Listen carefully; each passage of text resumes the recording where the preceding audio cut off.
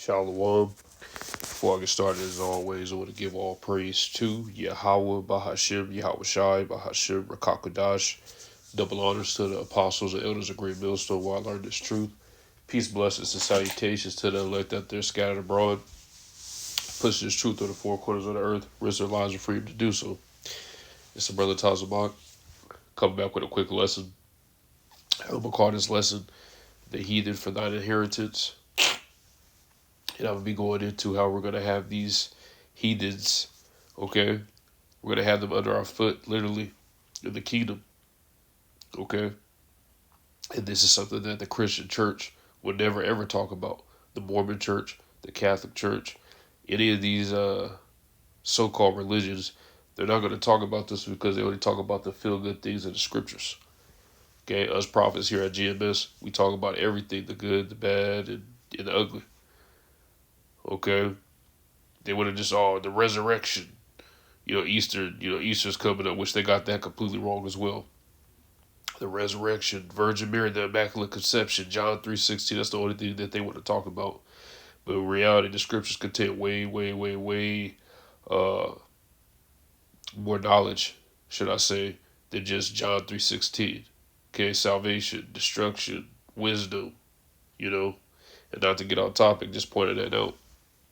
But we're getting to a point to where we're going to have these heathens under subjection. We're going to have them under our feet. Okay, we're going to have domain over the whole world. Okay, and these other nations. Okay, that it was promised to us. Okay, from our forefathers on down. Okay, the Lord is not a liar. All right, and that's why Esau is fighting so hard, tooth and nail, to try to save his kingdom, because he knows that it's over. He knows that the Israelites are going to rule next. He knows that after this, even Obadiah 1:18, in the book of Obadiah, where it says the nation of Edom is going to be completely done away with. Okay, Revelation, the 20th chapter, yes, you had that first 1,000-year period, but after that 1,000 years, Esau is going to be done away with, and the other nations are going to get a little bit more elbow room. Okay, but that's the other nations. Okay, Esau is going to be done away with. The Lord hates Esau.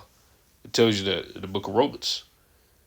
Okay, that's why Revelation 12:12 is coming to pass, because he knows that he have but a short time. He trying to do everything in his power to keep it going.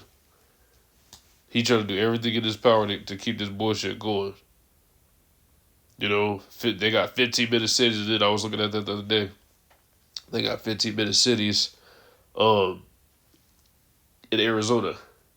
Trying to basically put the people in a internment camp or in a camp to where they can't leave.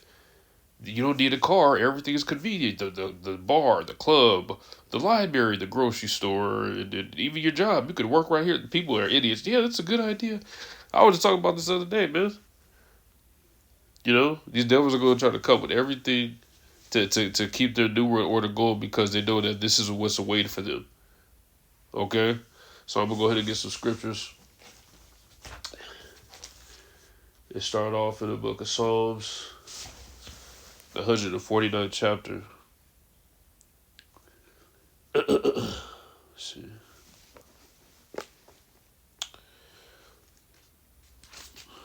So this is Psalms 149. And I'm going to start at verse 5. It reads, "Let the saints be joyful." It's like I want to put on some jazz while I do my lesson. Here we go. All right, Salakia about that.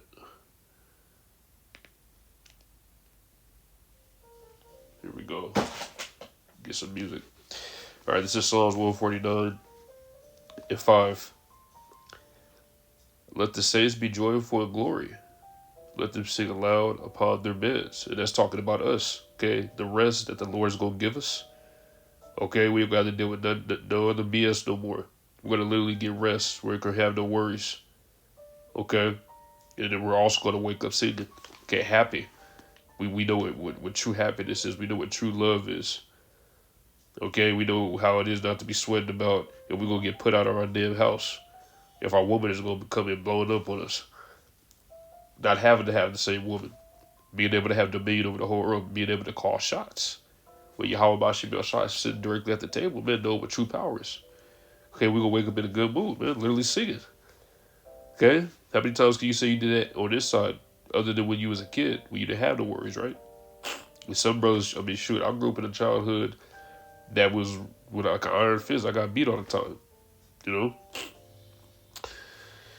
So not everybody has the same story to say. Verse 6, it says, let the high praises of Yahweh be in their mouth, and a two-edged sword in their hand. Okay, that's the scriptures. Okay? The high praise of Yahweh be in their mouth, that's the Bible, the scriptures. And it says, and a two-edged sword in their hand, that's a killing instrument. Okay, because we're gonna be handing out a lot of judgment. Okay, put a lot of heathens to death. Okay, particularly Esau. You know, we hate him the most. We got the anger of the Heavenly Father. Okay, the transatlantic slave trade was horrible. Okay, they're still talking about that. They want to erase it from the history books. Verse 7, to execute vengeance upon the heathen and punishments unto the people. And that's what we're going to do. Okay, that's what we're going to do. It says to bind their kings with chains and their nose with fetters of irons. Okay, and you see these modern day presidents like Putin, the Xi Jinping, Kim Jong-un. Okay, those are the modern day kings. We're gonna put them in slavery. Okay, it says to execute upon them the judgment written. This honor have all his saints. Praise ye the Lord. It's actually written. It's prophecy that this is going to take place. That this is going to be an honor for us to be able to do this. Okay, it's going to be an honor for us to be able to do this to Esau and these other nations, man. True power is awaiting us. Okay, I'm gonna get this next in the book of Psalms.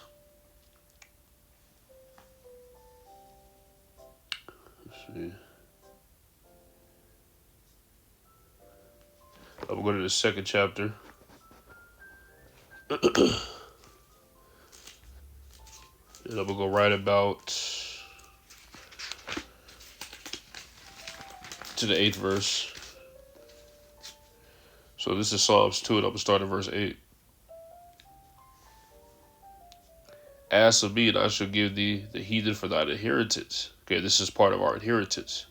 Okay, and it says the uttermost parts of the earth for thy possession. We're going to have dominion over the whole world. Okay, the heathen, the other nations.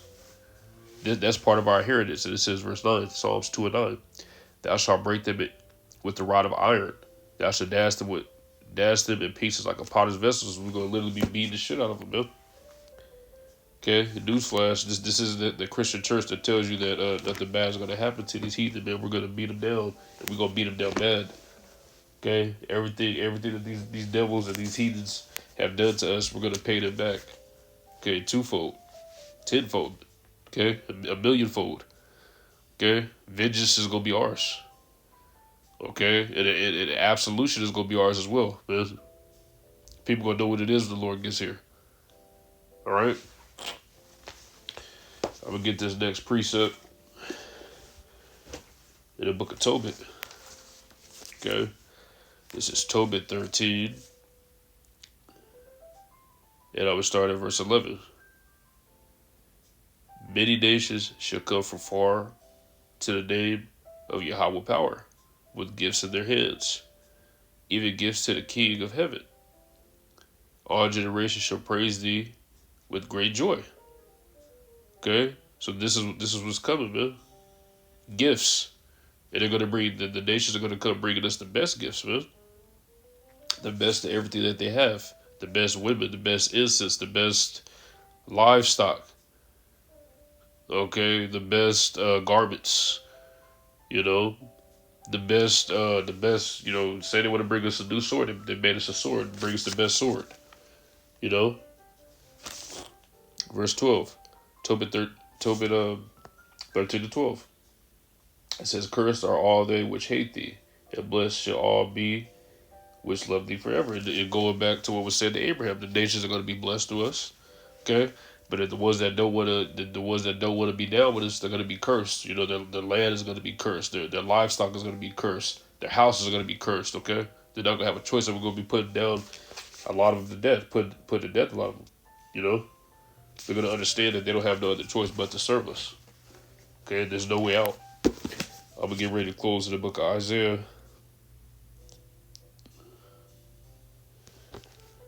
Okay, this is Isaiah 60 in verse 11. Therefore thy gates shall be open continually.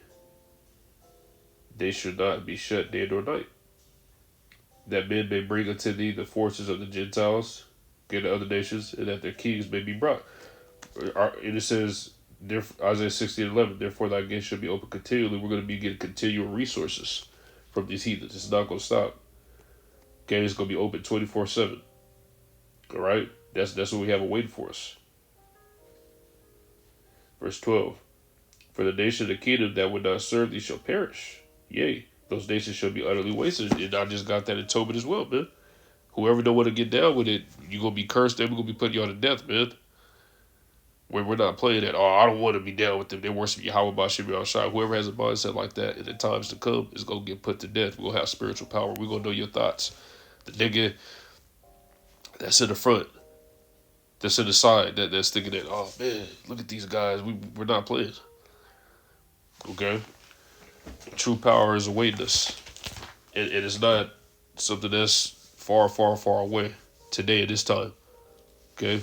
Lord's will. This was an edifying last lesson. Salaki with that. I'm going to say shalom.